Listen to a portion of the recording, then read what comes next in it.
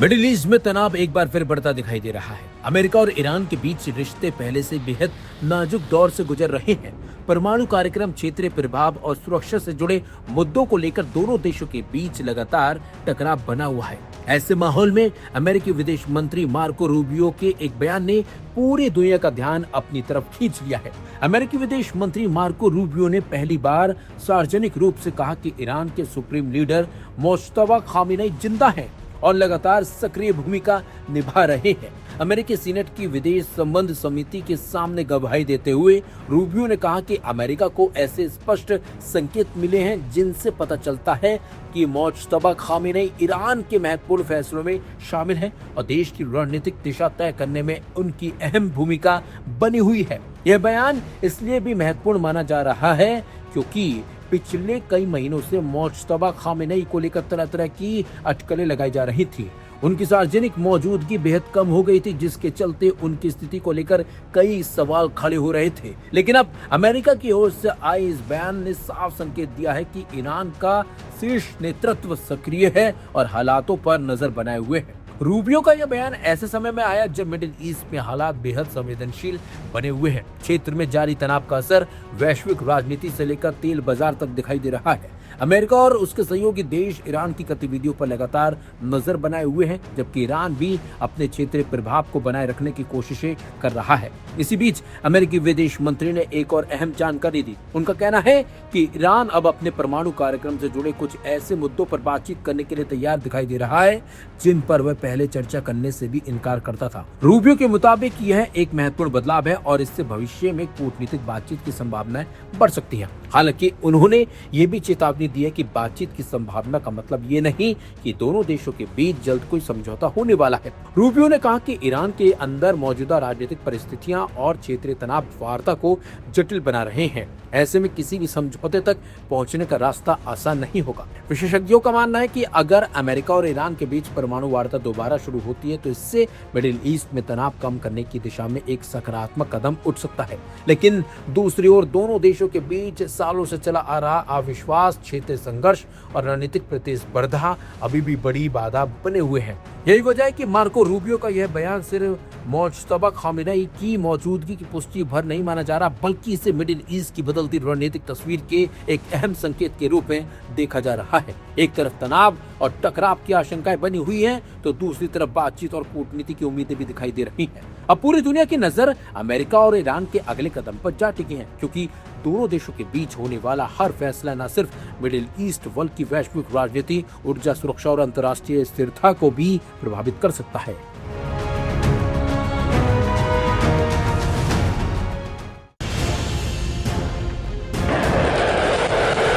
जंग पर आमादा हुए जा रहे इसराइल को आखिरकार ईरान ने झुका ही दिया। जी हां, इस बात का ऐलान खुद अमेरिकी प्रेसिडेंट डोनाल्ड ट्रंप ने किया है। ईरान की शर्तों में एक अहम शर्त यह भी है कि वो अपने हिमायती संगठनों, जिन्हें पश्चिम का मीडिया ईरान के प्रॉक्सी कहता है, कभी भी नहीं छोड़ेगा। यही वजह रही कि सीज फायर के बावजूद जिस तरह इसराइल साउथ लेबनान पर हमले अंजाम दे रहा था और अमेरिका की भी नहीं सुन रहा था, उससे ईरान के सब्र का बांध टूट गया। ईरान ने इस्लामाबाद पीस टॉक में भी ये शर्त रख दी थी कि सीज फायर होगा तो पूरा होगा, यानी ईरान से लेबनान तक होगा। तब इसराइल ने इस बात का विरोध किया था और ट्रंप को नजरअंदाज कर हमले पर हमले अंजाम दे रहा था। इसके बाद ईरान ने भी ऐलान कर दिया कि अगर अमेरिका ने इसराइल पर नकेल नहीं कसी तो वो अमेरिका के साथ चल रही बातचीत को रोक देगा और इसराइल पर हाथ छोड़ देगा।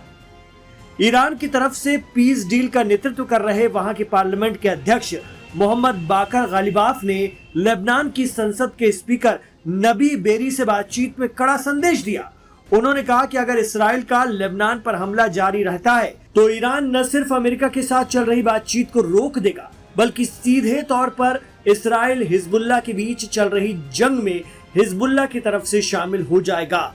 उन्होंने चेतावनी दी कि इस्राएली कार्रवाई जारी रहने की स्थिति में रीजनल वॉर के हालात पैदा हो जाएंगे और इसका जिम्मेदार इसराइल होगा। ईरान के इस ऐलान के बाद ट्रंप हरकत में आए और पीएम नेतन्याहू से बात कर बेरूत से सैनिक पीछे हटाने के लिए कहा है।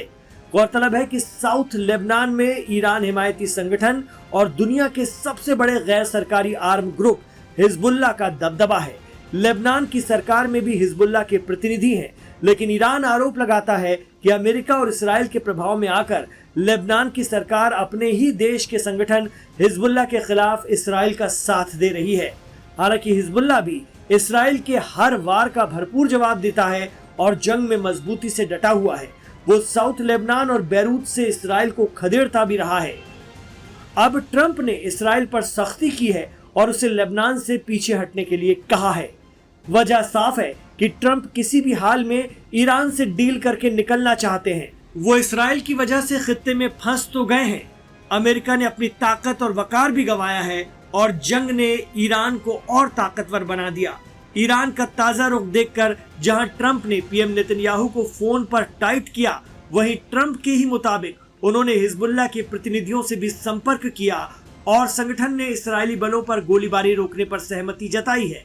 एक्सपर्ट कहते हैं कि मोसाद, इस्राएली एजेंसियों और पीएम नेतन्याहू के वादों, जिसमें कहा गया था कि ईरान में सत्ता 2-3 दिन में बदल जाएगी, सुप्रीम लीडर की मौत के बाद लोग इस्लामिक रेवोल्यूशन के खिलाफ सड़क पर होंगे और ईरान में तख्ता पलट हो जाएगा, इस पर ट्रंप ने भरोसा करके ईरान पर हमला तो कर दिया, लेकिन लेने के देने पड़ गए। स्ट्रेट ऑफ हॉर्मुज पर ईरान का कंट्रोल हो गया। वहीं ईरान के प्रॉक्सी भी मजबूती से लड़ रहे हैं और उन्हें खत्म करने के इसराइल के ख्वाब को अब ट्रंप ने रोक दिया है। इस बीच लेबनान की राष्ट्रीय समाचार एजेंसी के मुताबिक दक्षिणी लेबनान में इस्राएली हवाई हमले देर रात तक जारी रहे। हालांकि इलाकों में बमबारी की खबरें सामने आई हैं और जख्मियों की और मारे जाने वालों की संख्या बढ़ी है। लेबनान के स्वास्थ्य मंत्रालय के मुताबिक मार्च से शुरू हुए इस्राएली हमलों में अब तक 3,433 लोगों की जान जा चुकी है, जबकि 10,395 लोग जख्मी हुए हैं। लगातार जारी संघर्ष ने इलाके में मानवीय संकट को और गहरा दिया है और इंटरनेशनल कम्युनिटी की फिक्र को बढ़ा दिया है। अब देखना होगा कि ईरान के दबाव में आए ट्रंप की पीएम नेतन्याहू कहां तक सुनते हैं और क्या इसराइल ईरान अमेरिका को कोई समझौता करने देगा इतनी आसानी से।